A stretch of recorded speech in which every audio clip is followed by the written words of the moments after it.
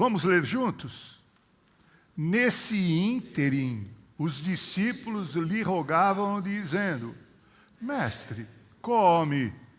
Mas ele lhes disse: Uma comida tenho para comer que vós não conheceis.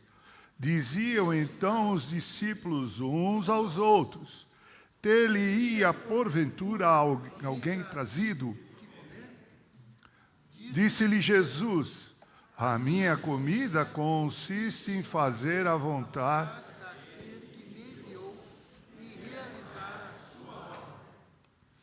Não dizeis vós que ainda há 4 meses até a ceifa? Eu, porém, vos digo: erguei os olhos e vede os campos, pois já branquejam para a ceifa. O ceifeiro recebe desde já a recompensa. E tesoura o seu fruto para a vida eterna. E dissastes se alguém o semeador como o ceifeiro. Pois no caso é verdadeiro o ditado: Um é o semeador e outro é o ceifeiro. Eu vos enviei para ceifar e que não semeastes. Outros trabalharam e vós ficarastes no seu trabalho. Até aí, meus irmãos. Pode deixar o texto lá voltar no primeiro versículo da leitura e você deixe sua Bíblia aberta. Meus irmãos, nós temos feito aqui sermões expositivos no Evangelho de João. No último domingo nós concluímos aquele sermão, sermão As 4 Maçãs: salvação, inclusão, adoração e revelação. Lembram? Dando continuidade, esse trecho é interessante porque ele tem tudo a ver com o texto anterior, com o contexto anterior, que é o encontro de Jesus com a mulher samaritana, né? Tanto é que começa dizendo, nesse ínterim, né? Nesse ínterim, porque o texto está envolvendo o que vai acontecer, aquilo que estava acontecendo antes, né? Enquanto Jesus, nesse ínterim, estava conversando com a mulher samaritana, os discípulos que haviam deixado Jesus no poço de Jacó em Sicar, chegaram porque haviam ido para a cidade para comprar alimento. Lembram disso? Estão lembrados? Mesmo? E então, nesse ínterim, os discípulos que voltam, rogavam a Jesus dizendo: Mestre, come. Come. Vamos fazer uma refeição. Como dizia meu pai, saco vazio não para em pé. Vamos comer. Vamos fazer uma refeição juntos. É interessante também, porque normalmente o judeu não comia coisas compradas em Samaria, nem comida feita por samaritano. Mas aqui me parece que quebrou-se o paradigma, e lá no poço de Jacó, os discípulos, pedem para Jesus: vamos comer. Nós já fomos à cidade, compramos comida, uns marmiteques aí, para contextualizar hoje, né? Vamos comer. E aí Jesus dá uma resposta interessante. Veja aí o próximo versículo. Diz assim: uma comida tenho para comer. Ele não disse eu não vou comer. Ele não foi indelicado. Ele disse: uma comida eu tenho para comer, que vós não conheceis. Versículo 34. A minha comida, essa que eu tenho, essa que eu tenho para comer, essa minha comida consiste em fazer o quê? A vontade de meu Pai. Meus irmãos, aqui a gente vê, e no desenvolvimento dos próximos versículos, a gente vê como o homem natural, Olívio, tem profunda dificuldade, uma radical dificuldade em compreender as coisas espirituais. Hã? Os discípulos querem que Jesus coma. Ele diz, olha, não, eu tenho uma outra comida para comer. E essa comida que eu tenho para comer, vocês não conhecem. Eles até acharam que Jesus já tinha comido, alguém já tinha trazido alguma coisa para ele, mas aí ele diz assim, a minha comida consiste em fazer a vontade do meu Pai. Jesus está aqui usando uma metáfora, uma figura de linguagem. E aí você vai perceber que enquanto Jesus fala de comida espiritual, enquanto Jesus espiritualiza o diálogo, fala de verdades eternas, os seus próprios discípulos que o conheciam não o entendiam. Eles insistiam em pensar na comida aqui da terra. A mulher samaritana aconteceu a mesma coisa. Com os discípulos foi o que comer, com a mulher foi o que? Beber. Jesus pediu água para ela, né? Ela falou, como você sendo judeu pede para mim que sou uma mulher samaritana, água para beber? Aí Jesus disse, mulher, se você soubesse quem é que está falando com você, você é que te pedia água para mim, e eu te daria água, e você não só nunca mais teria sede, como você seria uma fonte a jorrar para a vida. E aí a mulher diz, dá dessa água para que eu não precise vir ao poço mais, necessite vir ao poço mais buscar água. Enquanto com a mulher a questão era a água, e Jesus está falando de uma água espiritual, a água que mata a sede da alma, do espírito, do coração humano. Com os seus discípulos, ele fala de uma comida que mata a fome para sempre. A mesma coisa aconteceu com Nicodemos. Quando Jesus foi procurado por Nicodemos, e foi todo cheio de milindres com Jesus, sabemos que tu és mestre, porque ninguém pode fazer os milagres que tu fazes se Deus não for com essa pessoa. Jesus disse o que para ele? Nicodemos, se alguém não nascer de novo, não pode ver o reino. Aí Nicodemos acha aquele absurdo, né? Jesus está falando em novo nascimento, né? Mas está falando espiritualmente, como ele falou da água que mata a sede para sempre, espiritualmente, como ele falou da comida que mata a fome espiritualmente. Para Nicodemos ele está falando de um novo nascimento, mas não natural,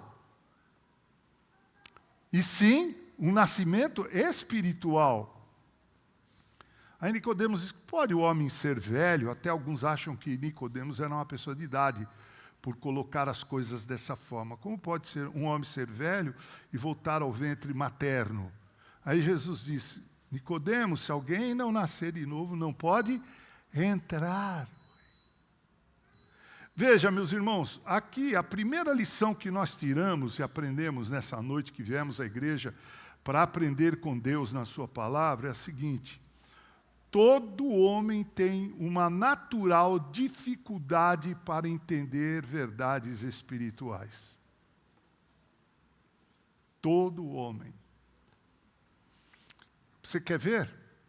Faça um teste amanhã. Tente evangelizar o seu amigo na empresa onde você trabalha, na escola onde você estuda.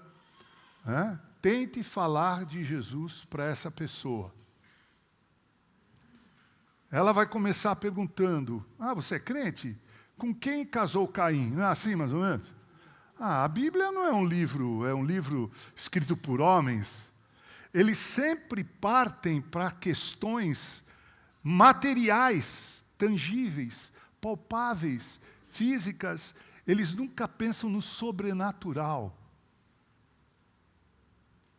Eles não espiritualizam porque eles naturalmente tem dificuldade. O homem natural, o homem a quem Deus não se revelou ainda, tem sérias dificuldades em compreender verdades espirituais. Essa é a primeira lição.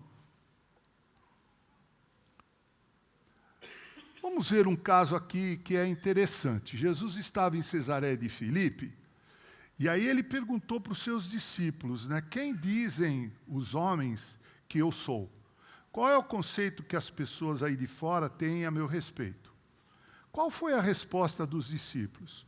Uns dizem que tu és Elias, outros João Batista, Jeremias ou alguns dos profetas. Aí Jesus diz para eles assim, tudo bem, essa gente aí de fora não come comigo, não bebe comigo, não dorme comigo, não ouve meus sermões, não vê todos os meus milagres, mas vocês não. Vocês são do meu círculo de intimidade. Vocês estão comigo todos os dias. Hã? Se há alguém aqui que conhece muito bem a Gislaine, é o Bruno, e vice-versa. Eu conheço a Ângela muito bem. Aliás, na próxima segunda-feira, aleluia, nós faremos 46 anos de casados. Então, ela, além de me conhecer muito bem, tem uma paciência do tamanho da paciência de Jó. Jesus disse para os discípulos, mas tudo bem, Léo, vocês, o que eles não me conhecem, eles podem ter muitos conceitos. Mas vocês que me conhecem, quem vocês dizem que eu sou? Você lembra o que aconteceu? Quem lembra pode falar para mim aí, para todos nós. Um de cada vez, você não vale, meu amigo, você não vale. Lembra, Celso? O que foi? Pode falar, meu irmão. Pedro disse o quê? Tu és o Cristo, Filho do Deus vivo. Isso, meus irmãos, saiu da boca de um judeu, que até hoje não acredita que Jesus é o Messias. Mas Pedro, judeu, disse, tu és o Cristo, Filho do Deus vivo. O que disse Jesus para Pedro? Bem-aventurado és tu, Simão Barjonas, porque esta verdade não te foi revelada por homem nenhum, mas essa verdade foi revelada pelo próprio Deus. Porque a mente, Vinícius, humana, não faz conexão com a internet do céu. Para usar a linguagem da informática, né? Não tem conexão. Pode até comprar uma Starlink, último modelo, não vai adiantar.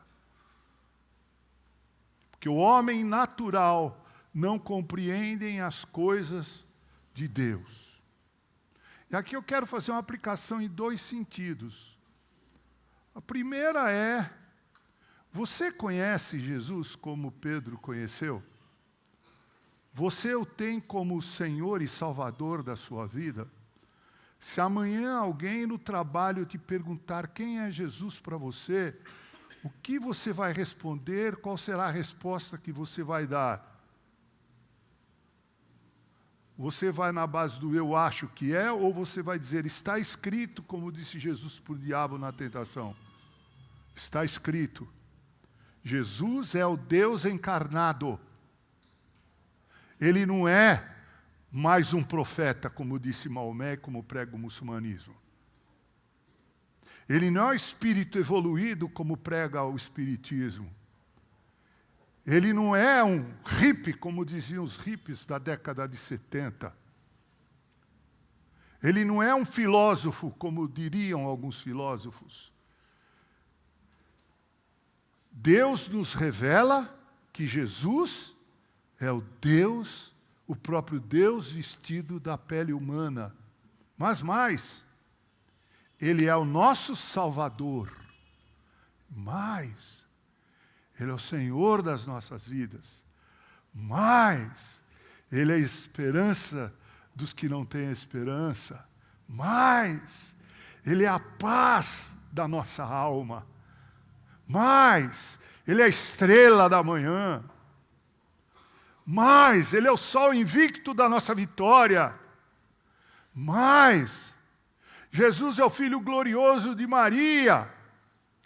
Mais, como cantamos, Ele é o conselheiro e príncipe da paz. Hoje nós estaríamos comemorando no calendário litúrgico o domingo do Advento. Domingo do Advento é o 4º domingo antes do Natal, do nascimento de Jesus. Muito bem escolhido Isaías 9 para cantar hoje. Talvez não fizeram o link, mas acertaram. Jesus é a estrela da manhã, é o nosso Salvador, Senhor das nossas vidas, a única esperança. Fora dele, só há trevas, desespero, morte, confusão. Você conhece Jesus assim? Essa é a primeira aplicação que eu quero fazer a respeito dessa lição, de que o homem tem uma natural dificuldade em compreender as coisas espirituais. Mas se você tem Jesus como Salvador e Senhor, se você nasceu de novo, você pode responder, como disse o presbítero Celso, como Pedro: tu és o Cristo, Filho do Deus vivo. Tu és a água que mata a nossa sede. Tu és a luz da nossa alma. Tu és a comida que mata a nossa fome. Nós podemos dizer isso, espiritualmente falando. Mas aqui tem uma segunda aplicação. Você quer conhecer esse Jesus? Você quer conhecer? Eu não tenho nenhuma receita para isso, a não ser crer no poder de Deus de revelar essa verdade, e para isso eu uso o texto bíblico. Veja o que diz Paulo aos Coríntios no capítulo 2, da primeira carta. Vá lá vocês lá da mesa, 1 Coríntios capítulo 2. Do verso 6 em diante. Paulo está justificando a sua visita e o seu contato com a igreja de Corinto. A igreja de Corinto começou a falar muito mal de Paulo. E Paulo vai defender não só o seu apostolado, mas como a sua condição de cristão. E ele vai dizer o seguinte: entretanto, diz Paulo aos coríntios, expomos sabedoria entre os experimentados. Não, porém, a sabedoria deste século, nem a dos poderosos desta época que se reduzem a nada. Mas falamos a sabedoria de Deus em mistério, outrora oculta, a qual Deus pré-ordenou desde a eternidade para a nossa glória. A sabedoria essa que nenhum dos poderosos deste século conheceu, porque se a tivessem conhecido, jamais teriam crucificado o Senhor da glória. Mas como está escrito, nem olhos viram, nem ouvidos ouviram, nem jamais penetrou em coração humano o que Deus tem preparado para aqueles que o amam. Mas Deus nola o quê, meus irmãos? A minha esperança, meus amados irmãos, é para aqueles que aqui estão, independente de serem membros da igreja ou não, porque tem muita gente que pode achar que por ser membro da igreja presbiteriana está salvo. Nasceu num lar evangélico, está salvo. Não. Você tem que nascer de novo, como disse Jesus para Nicodemos. E é um nascimento espiritual.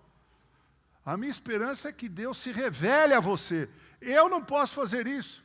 Eu não tenho o poder de abrir a mente da tua alma e colocar essas verdades aí. Mas o Deus da Bíblia, no Deus do qual eu creio, pode. Mas Deus nolo revelou pelo Espírito. Porque o Espírito a todas as coisas perscruta, até mesmo as profundezas de Deus, diz o texto. Porque qual dos homens sabe as coisas do homem, senão o seu próprio Espírito que nele está? Assim também as coisas de Deus, ninguém as conhece, senão o Espírito de Deus. Ora, nós não temos recebido o Espírito do mundo, e sim o Espírito que vem de quem, irmãos? De Deus. Para que conheçamos o que por Deus nos foi dado gratuitamente. Disto também falamos, ele está dizendo para os coríntios, é a respeito disso que falamos, com palavras, não em palavras ensinadas pela sabedoria humana, mas ensinadas pelo Espírito que nolo revelou. Verdades que Deus revelou, conferindo coisas espirituais com espirituais. Ora, o homem natural, leiam comigo. Ora, o homem natural não aceita as coisas do Espírito de Deus, porque eles são loucura, e não pode entendê-las, porque elas se discernem espiritualmente. Porém, o homem espiritual julga todas as coisas, mas ele mesmo não é julgado por ninguém. Porém, pois quem conheceu a mente do Senhor, que o possa instruir. Olha que lindo agora, leiamos. Nós, porém, temos a mente de Cristo. Por isso entendemos que, quando Jesus falou para Nicodemos, importa-vos nascer de novo, não era um nascimento natural, voltar ao ventre materno, era uma regeneração espiritual. Por isso nós entendemos que a água que Jesus ofereceu para a mulher samaritana é a água espiritual, que mata a sede da alma, do espírito, do coração humano sedento de Deus. Por isso nós entendemos que por comida aqui é o Evangelho. É o Evangelho. Eu tenho uma outra comida, disse Jesus. Tenho uma outra comida para comer, vocês não conhecem. A pergunta, eu insisto. Você se sente alguém como objeto da revelação de Deus? Você nutre no teu coração essa perspectiva de que você entende as coisas espirituais de Deus? Que quando você lê a Bíblia, o Espírito se revela a você? Olha, isso é muito sério. Quero dizer para você o seguinte, se você nasceu de novo, é nova criatura, quanto mais você lê de Deus na Bíblia, mais Ele abre o teu coração e por meio do Espírito Santo, aleluia, Ele coloca aí verdades eternas. Por isso que cada vez mais, quanto mais a gente lê a Bíblia e conhece o Deus da Bíblia, a gente se revolta com o status quo do mundo em que vivemos. Coloquei esses dias na internet, o mundo é um barco, o mundo sem Deus é um barco à deriva. O mundo sem Deus é como o Titanic, que sai de Southampton, na Inglaterra, e o proprietário do barco foi questionado por uma mulher e disse assim, alguém pode afundar esse barco? Porque ele, mais de 200 metros de comprimento, era o maior navio na época. Hoje, perto dos transatlânticos aí, ficou pequenininho, né? Ele disse, minha senhora, esse navio nem Deus afunda.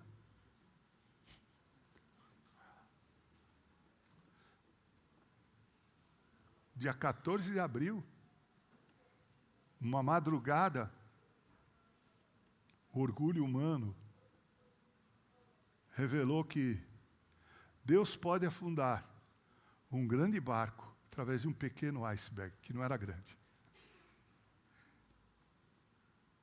Mais de 1.500 pessoas morreram, se não afogadas, congeladas na água do Atlântico Norte, próximo do Canadá.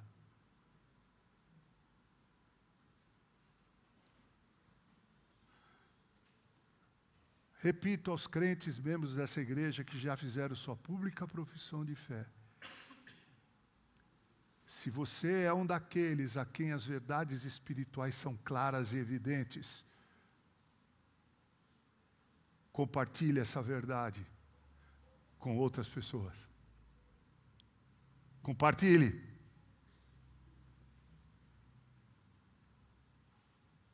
Interessante, às vezes a gente está aqui do púlpito a gente tem uma visão privilegiada, sabia? A gente vê pessoas assim dizendo, puxa vida, que coisa. A gente parece que lê a mente. Mas para algumas pessoas, a pessoa está pensando, amanhã eu vou para a faculdade, amanhã eu tenho que entregar meu trabalho, que vestido eu vou passar o Natal, o Ano Novo, e vão para o inferno pensando nessas coisas. Que tristeza. Que tristeza. Você que é pai, você que é mãe, vê seu filho numa atitude dessa, saiba de uma coisa, você tem que chegar em casa e passar um sabão. Porque você pode não ter um filho, uma referência na profissão dele, mas de que adianta seu filho ser uma referência, ser alguém de destaque, e quando morrer, por não conhecer as coisas espirituais de Deus, não reconhecer Jesus como a luz do mundo, não tê-lo como Salvador, perder-se eternamente.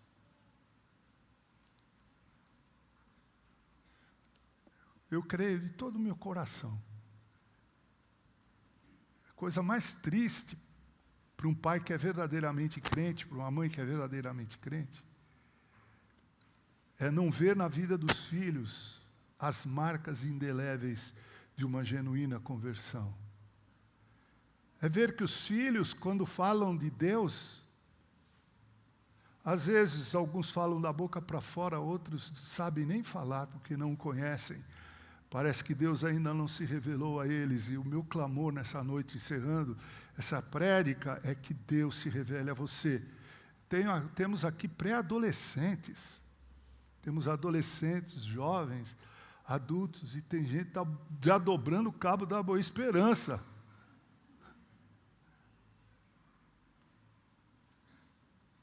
Meus irmãos, o pastor Mauro está aqui.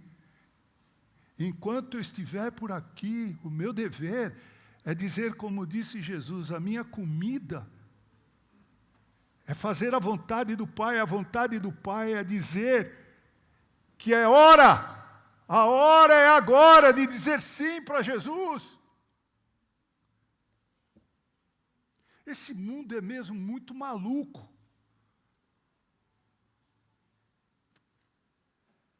Eu escrevi aí um artigo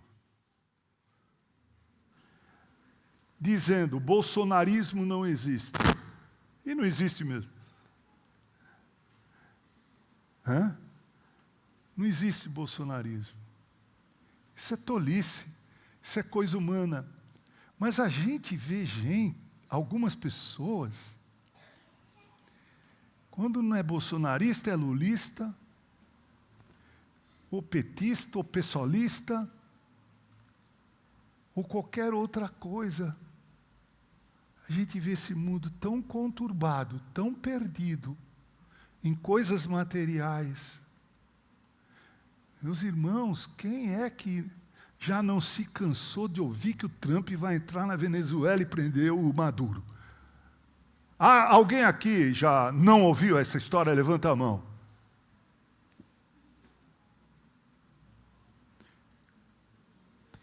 Nós precisamos de verdades eternas.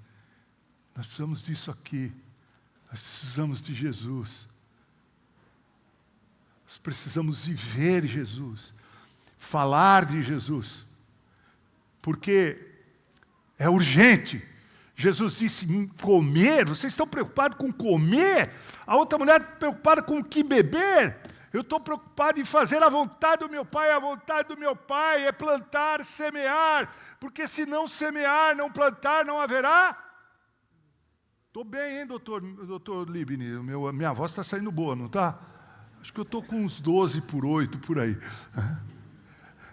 É fazer a vontade do meu Pai. Você, crente presbiteriano.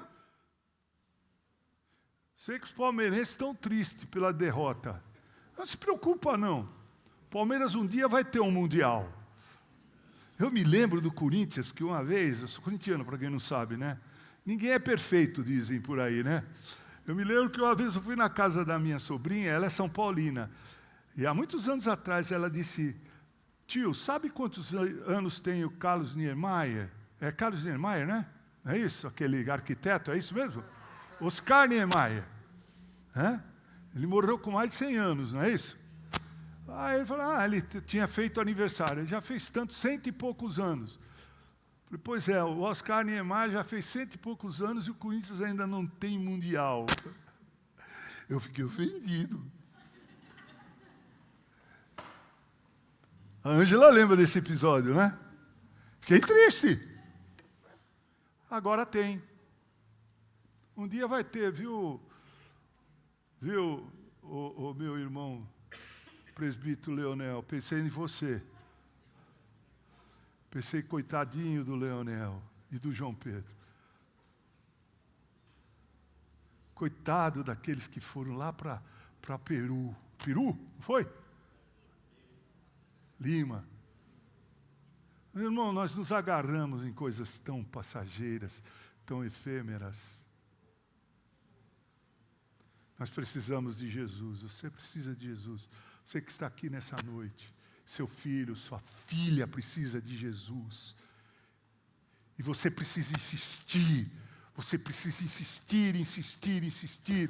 Você tem que se alimentar das verdades espirituais, porque assim como Jesus, a nossa comida tem que ser fazer a vontade do Pai, como ceifeiros, como semeadores.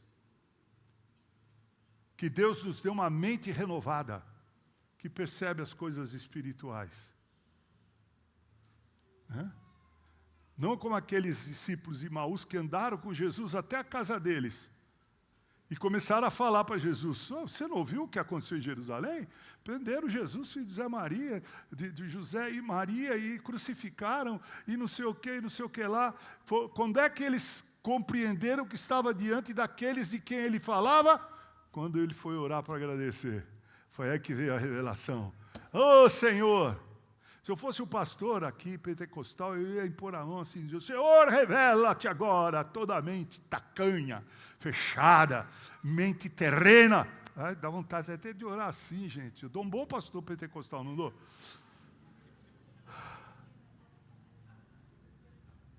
Você precisa de Jesus, você precisa dessa mente espiritual. Você precisa desse Jesus no seu coração. Como eu fico triste em ver quantos membros dessa igreja, os filhos não estão mais na igreja. Eu não falo isso porque meus filhos estão na igreja, não, porque eu também não garanto que a igreja esteja neles.